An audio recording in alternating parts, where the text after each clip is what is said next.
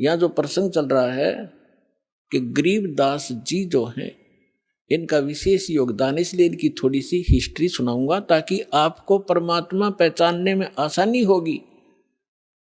सभी वेद बतावें और सभी परमात्मा प्राप्त संत गुण गावें तो फिर भगवान के पहचानने में आपको धोखा नहीं होगा, देर नहीं लगेगी और दृढ़ हो जाओगे। फिर चाहे कोई ब्रह्मा विष्णु महेश आकर भी आपको भ्रमित करने की चेष्टा करेगा, आप उनकी बात को मान नहीं सकते। दास आपको इतना दृढ़ करना चाहता है। अब जो प्रसंग चल रहा है कि गरीबदास जी जब 10 वर्ष के हुए, गरीबदास जी की थोड़ी हिस्ट्री सुनाऊंगा, यहाँ उनकी जीवन लीला थोड़ी सी सुनाऊंगा, वह पर्याप्त होगी आपके लिए। गरीबदास जी गांव करौथा जहां अपना आश्रम है, सबसे पहले हमने 1999 में वहीं से स्टार्ट किया था। 2006 में करौथा कांड इन दुष्ट लोगों ने कर दिया था, वो उधर कोई बात नहीं, हम परमात्मा ने हमारा यहाँ सफलता कर दी। हमें तो अपना प्रचार करना है, चाहे कहीं जंगल में बैठ कर गुणगावा भगवान के, बच्चों तक ज्ञान पहुँच जाना चाहिए। तो करौथा गांव के वो मूल निवासी थे उनके पिताजी, और वो ब्याहे थे गांव छुडानी, जिला झज्जर हरियाणा में, और गांव करौथा है जिला रोहतक में। तो यहाँ उनके नाना के छुडानी के अंदर यानी गरीबदास जी की माता का कोई भाई नहीं था, जिस कारण से उनके नाना जी ने उनके पिताजी श्री बलराम जी को, उनका धनखड़ गोत्र है, अपने घर पे छुडानी में घर जमाई बोलते हैं कि अपने जमाई को वहां रख लेना, उसको घर जमाई कहते हैं। तो सारी संपत्ति उनको दे दी, अपनी बेटी को यानी उसके दामाद को। उनके लगभग 2500 बीघा, जैसे राजस्थान में बीघा होता है, तो 2500 बीघा, पहले बीघा ही था यहाँ पर भी, ये बाद में ये बनी है यहाँ पर एकड़, तो 2500 बीघा जमीन था। इतना बड़ा किसान थे। आज के 1400 के करीब, पौने 1400 के करीब एकड़ जमीन बनती है उन 2500 बीघा की। तो सारी संपत्ति के वारिस फिर गरीबदास जी ही थे। 10 वर्ष के बालक थे, उनके पिताजी यानी नाना जी तभी तक वहाँ साथी थे। तो उनके वहाँ लगभग 150 गौवें थी, चरागा, क्योंकि अपने खेत बहुत बड़े थे, गौवें रखते थे। गरीबदास जी उन गौवों के पाली जाया करते थे चराने के लिए जंगल में। उनके साथ में अन्य गांवों के कुछ उनके किसान के यहाँ जो किराए पर पाली होते थे, और कुछ अन्य गांव वाले भी अपनी गौवों को उनके खेतों में चराने के लिए साथ चले जाते थे। संवत 1784 यानी सन 1727 और फागुन उतरते की द्वादशी यानी फागुन सुदी द्वादशी को दिन के लगभग 10 बजे सभी गौवें चर रही थी। कोई बैठी हुई थी वृक्षों के नीचे, जांडी उस साइड में जैसे राजस्थान के अंदर जांड होते हैं ना, जांडियां, ऐसा ही स्थिति थी उस क्षेत्र की उस समय, जो आज बहुत से क्षेत्र में राजस्थान के अंदर। तो वहाँ जांडी ज्यादा होती थी, उन जांडियों के पास बैठी थी। और एक रास्ता है, गांव कबलाना है, छुडानी की सीमा से सटा हुआ। गांव कबलाना से गांव छुडानी में कच्चा रास्ता आता था। उस कच्चे रास्ते के ऊपर एक बड़ा पेड़ था जांडी का, उसके नीचे सभी पाली बैठे हुए थे, इंक्लूडिंग गरीबदास जी, और वो भोजन खा रहे थे, अपना 10 बजे से भोजन खा रहे थे। उसी समय परमात्मा सतलोक से आए कबीर देव, एक जिंदा महात्मा का वेशभूषा बना के। कलयुग के अंदर वो जिनको मिले हैं जिंदा, जैसे जिंदा महात्मा कैसा होता है, मुसलमानों के अंदर विशेषकर इस वेशभूषा के फकीर पाए जाते हैं। सिर पर काला टोप होता है, ऊंचे से चुंडे का नू ऐसे खड़ा सा, और एक ही ओवरकोट होता है काले कपड़ों का, काले कलर का ओवरकोट टाइप एक वस्त्र पहनते हैं और एक अंडरवियर कच्छा घुटनों तक का। ऐसी वेशभूषा वाले को जिद्दा महात्मा कहते हैं। दाढ़ी केस बड़े हुए होते हैं उसके। इस वेशभूषा में परमात्मा थोड़ी सी दूर पर सतलोक से आकर उतरे और उस रास्ते, कच्चे रास्ते जा रहे थे, साथ में पाली बैठे थे, गरीबदास जी भी बैठे थे। उन पालियों में बड़े भी थे, कोई 40 वर्ष का, कोई 30 वर्ष का, कोई 10-15 वर्ष का, कोई 50 वर्ष के वृद्ध भी थे, प्रौढ़ भी थे।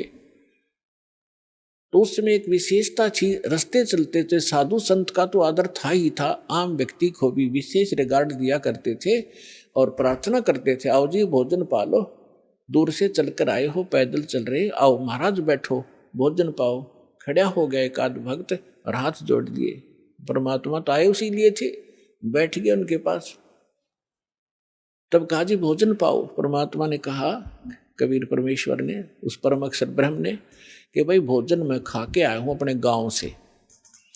पालियों ने पूछा आपका गांव कहाँ है महाराज, आपका डेरा कहाँ है? कि मेरा डेरा सतलोक के अंदर है, सतलोक नाम है मेरे डेरे का। अब उन्होंने सोचा भी होगा कोई गांव सतलोक नाम होगा उसका। तो महाराज जी भोजन खाओ। परमात्मा बोले भोजन नहीं खाऊं मैं, छका हुआ भी खा के आया। तो दूध तो पीना ही पड़ेगा आपने, हमारे पास ऐसी गव्वे हैं, अभी 5 मिनट में दूध निकाल देंगे, ऐसी शरीफ गायें भी हैं। तो परमात्मा बोले भाई अगर दूध पिलाते हो तो कंवारी गाय का दूध पिया करूं मैं। तो सभी कहने लगे बाबा जी तेरा दूध पीने की नीत नहीं है, आप तो मजाक करते हो, उपहास कर रहे हो हमारा, आप दूध पीना ही नहीं चाहते। परमात्मा कहते पीना चाहता हूं, निकालो, कंवारी गाय का दूध पीता हूं भाई मैं। तब गरीबदास जी खड़े हुए, उनकी एक प्रिय बछिया थी जिसको अभी बैल ने टच नहीं किया था, दूध पीना मां का छोड़ रखा था, लगभग 1-1.5 वर्ष की बछिया हो चुकी थी, 1 वर्ष की, 1.5 वर्ष की। उसकी गले के रस्सी बांध रखी थी, उसको ला पकड़ के और कहा देखो महाराज जी इसके बच्चा तो है ही नहीं, दूध कैसे देगी? परमात्मा बोले कोई एक पात्र लाओ जिसमें दूध निकालेंगे, ये दूध देगी भाई। अब वहां एक मिट्टी का बर्तन था, जैसे जल पीने के लिए या लस्सी पीने के लिए ले जाते थे, उसको साफ करके रखा हुआ था। तो उसको कहा कि ये रखा जी पात्र, कहने लगे इसको फेर दो एक बार अच्छी तरह, फिर धो दिया साफ करके, इसके नीचे रखो गाय बछिया के नीचे। गरीबदास जी 10 वर्ष के बालक पर तगड़े हो जाते थे, पकड़ कर बैठ गए, हंस रहे हैं, देख रहे बाबा जी कैसे दूध निकालेगा। अब परमात्मा ने बछिया के कमर पर थपकी मारी, लंबे लंबे सतन हो गए और दूध की धार बह चली। जब वो पात्र भर गया अपने आप दूध बंद हो गया। गरीबदास जी हैरान कि बाबा जी बड़ा शक्ति वाला है। अगले महाराज जी फिर पी लो, आपने निकाला कुछ दूध, परमात्मा ने पिया।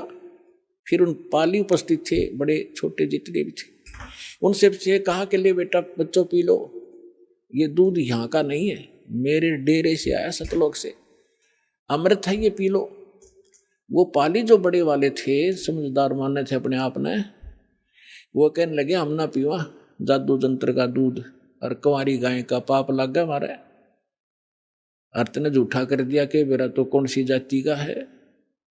वो तो उठ कर चले गए। कहते हैं सकल पदार्थ है जग माही, कर्म ही नर पावत नाही। गरीबदास जी बोले ला महाराज जी आपका अमृत कद कद मिला मुझे झूठा। पुण्यात्माओं ये है वो पुण्यात्मा जिनके लिए भगवान भटक रहे होते हैं, जो दृढ़ भक्त होते हैं, उनका स्वभाव न्यारा होता है, उनके लक्षण अलग होते हैं। तो तुरंत गट गट जितना पीना था पिया, बाकी रख दिया। तो परमात्मा ने उनको ज्ञान समझाया, सारी कहानी सुनाई।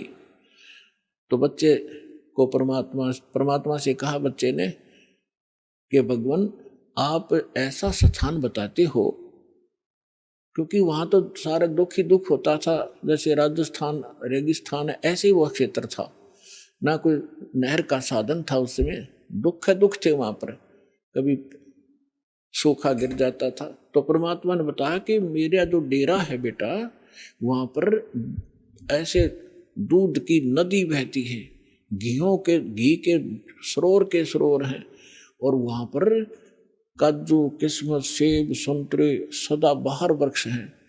वहां कोई अभाव नहीं है, बहुत सुंदर लोक है।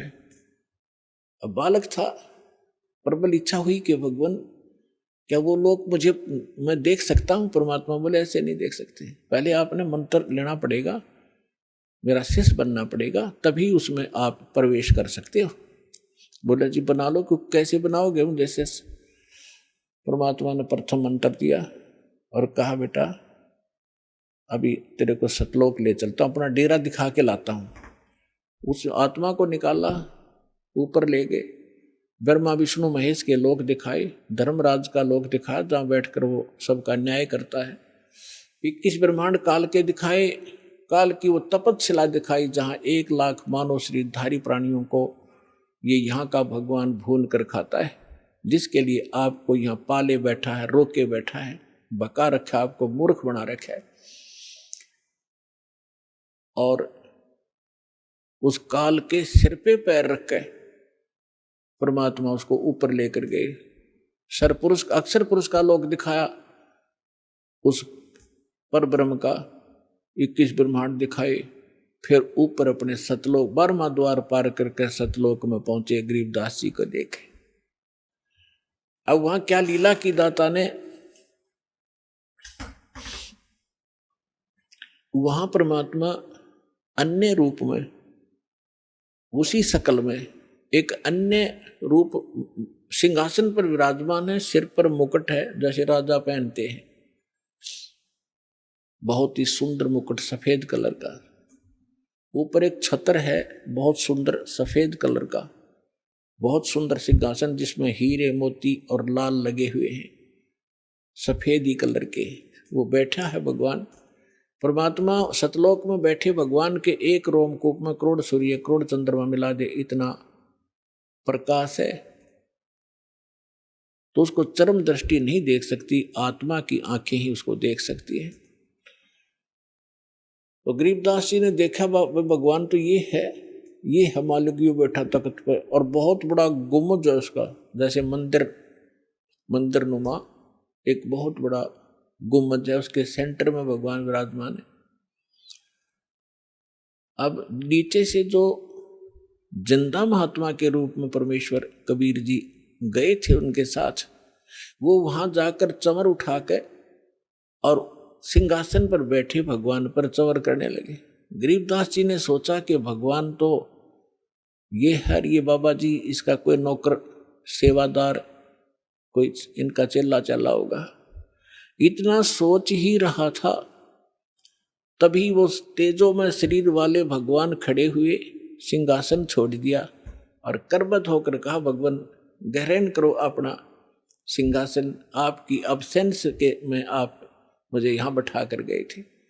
कबीर साहब उस पर विराजमान हुए और वो तेजो में शरीर उठाकर चंवर करने लगा, जैसे भगवान बच्चे करते हैं, शिष्य करते हैं गुरु जी पे, ऐसे। गरीबदास जी ने सोचा रे यो भगवान और चंवर करे इस पे बाबा जी पे। इतने में क्या हुआ कि वो तेजो में शरीर नीचे से गए जिंदा महात्मा के शरीर में समा गया और चंवर अपने आप घूम रहा ऊपर। इस लीला को देखने के बाद परमात्मा ने सारी कथा सुनाई, भाई मैं भगवान हूं। गरीबदास मैं काशी में रहा 120 वर्ष, मेरा धाणक कबीर नाम था, मैं धाणक रूप में रहा करता था, जुलाहा का काम करता था। सारी सृष्टि को मैंने ज्ञान देने की चेष्टा की, लेकिन उन नकली लोगों ने अपनी चलने नहीं दी और सभी बच्चे अशिक्षित हैं। गरीबदास जी ने कहा कि भगवान मुझे यहीं रख लो, मैं नहीं जाऊं उस गंदे लोक में।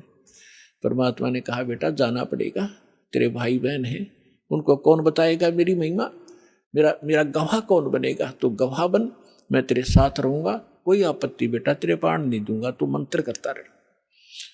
इस बात को सुनकर, यानी इस प्रोसेस में, इस सारे घटना चक्कर में काफी समय बीत गया। उधर से जो पाली थे उन्होंने, वो तो छोड़कर चले गए थे उसको, काफी दूर चले गए।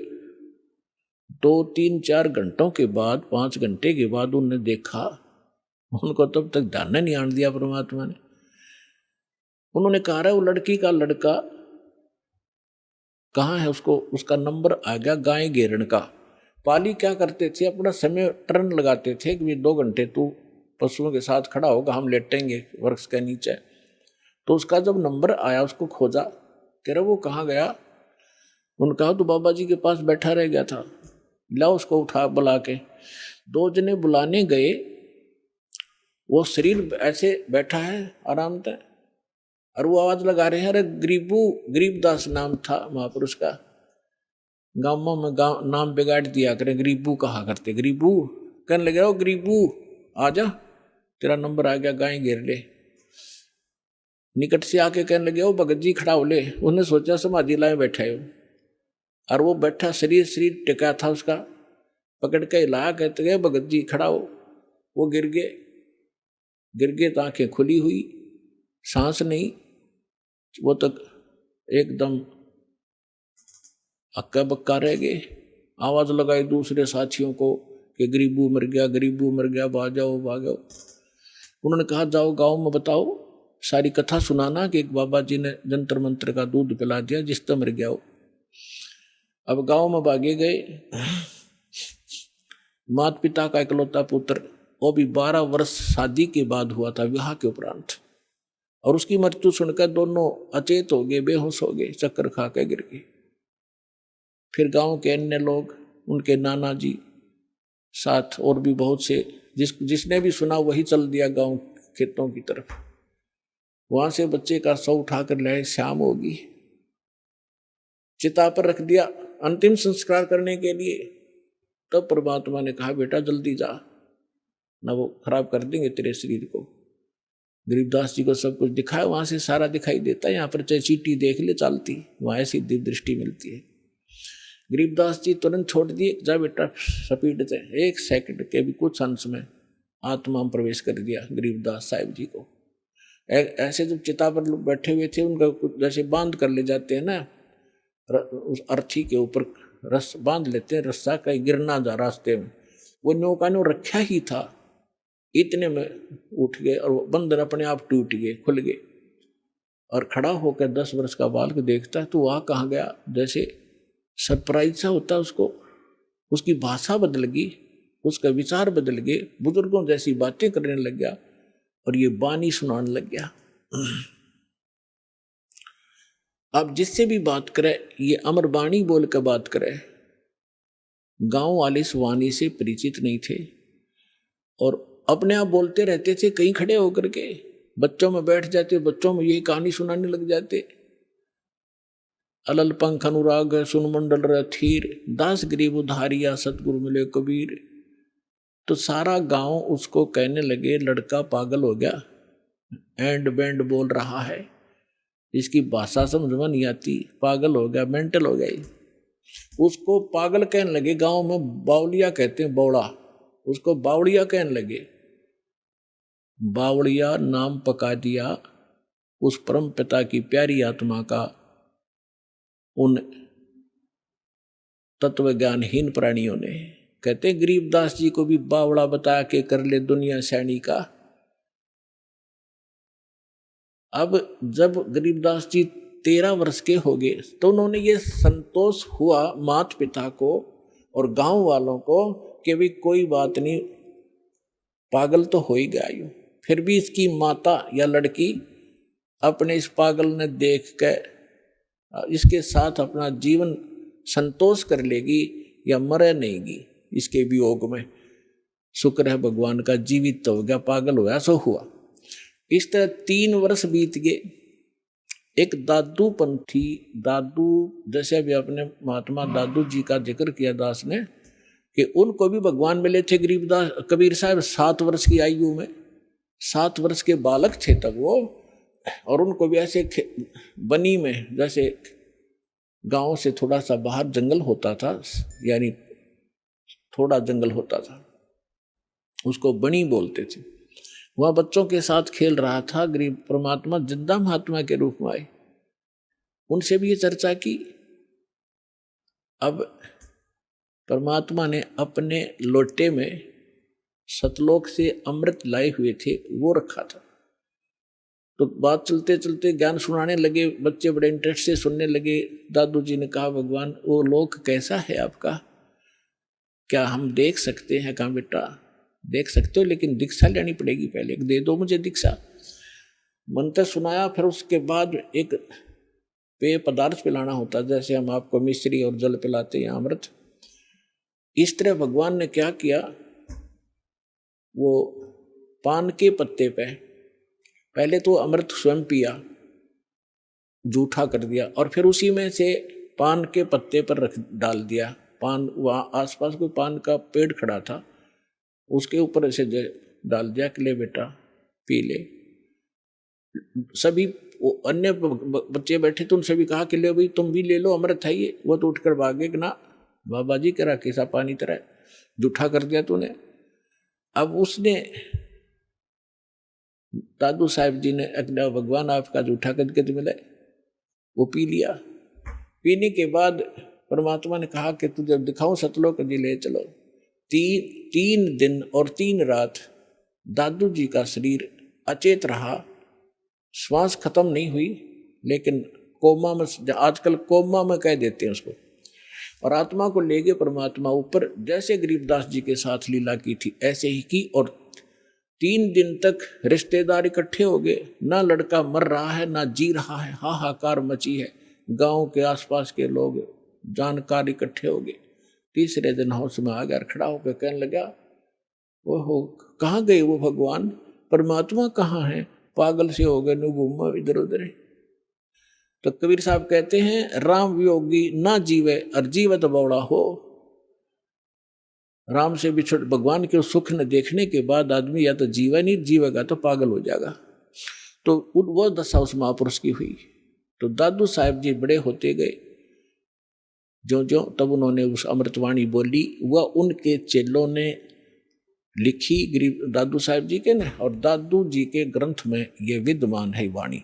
आप सुन रहे थे जगत गुरु तत्वदर्शी संत रामपाल जी महाराज जी के मंगल प्रवचन। अधिक जानकारी के लिए विजिट कीजिए हमारी वेबसाइट www.jagatgururampalji.org। संत रामपाल जी महाराज जी के शुभ आशीर्वाद से पूरे विश्व भर में 500 से भी ज्यादा नाम दीक्षा केंद्र हैं, जिन पर संत रामपाल जी महाराज जी द्वारा ऑनलाइन निशुल्क नाम दीक्षा दी जा रही है। अपने नजदीकी नाम दीक्षा केंद्र का पता करने के लिए संपर्क करें 8222880541।